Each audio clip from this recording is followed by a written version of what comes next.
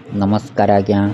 आम प्रकृति रे एमिति किछि गछलता अछि जहा केवल औषधीय गुण रे भरपूर नुहे बरं तांत्रिक शास्त्र अनुसार यह धन को चुंबक परी आकर्षित करिथाए।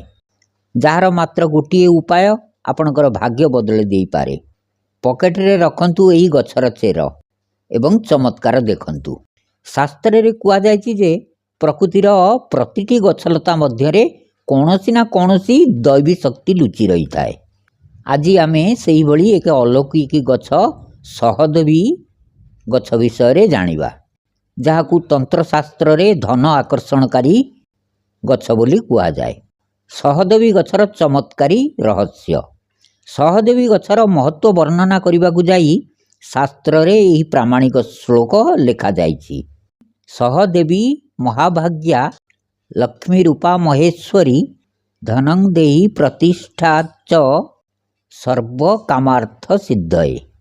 यार अर्थ है, हे महाभाग्यशाली सहदेवी, आपण साक्षात माँ लक्ष्मीकर स्वरूप। मुते धन सम्मान एवं समस्त मनस्कामना पूर्ण करिवार शक्ति प्रदान करंतु। मंत्र उच्चारणर महत्व। मंत्र मुग्ध देवता। मंत्र हेउची देवभाषा।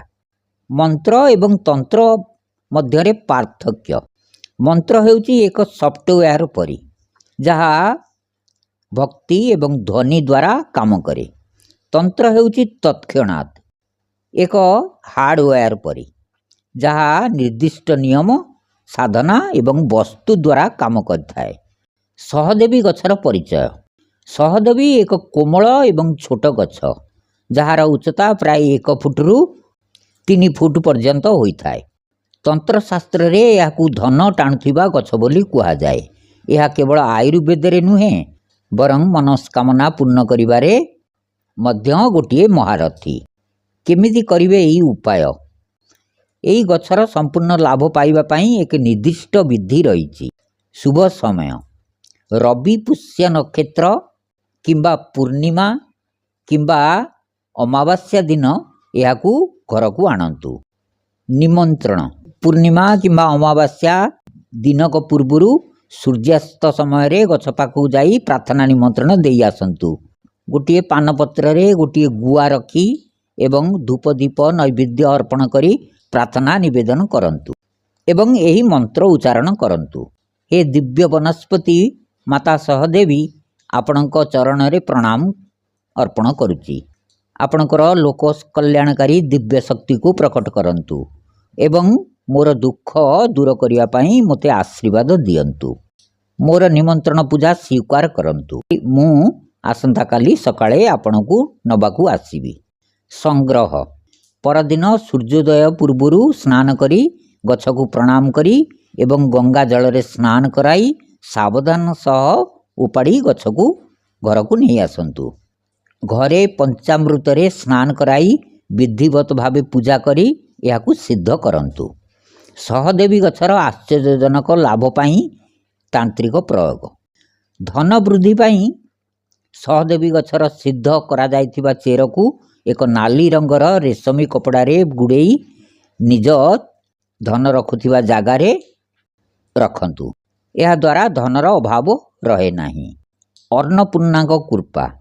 जदि आपण रोसई घर किंबा शस्य भंडार रे यार चेर को शुद्ध स्थान रे रखंती तेबे घरे केबे भी खाद्यर अभाव पड़िबो नाही। वास्तुदोष खंडन। घरर पूजा कक्ष रे एई गछ को स्थापना कले घरे सुख शांति विद्यमान रहे एवं समस्त वास्तुदोष दूर हुए।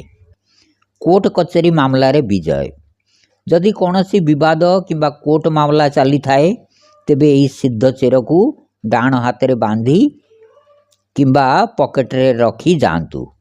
निश्चित भावे विजय मिलिबो। वशीकरण एवं आकर्षण।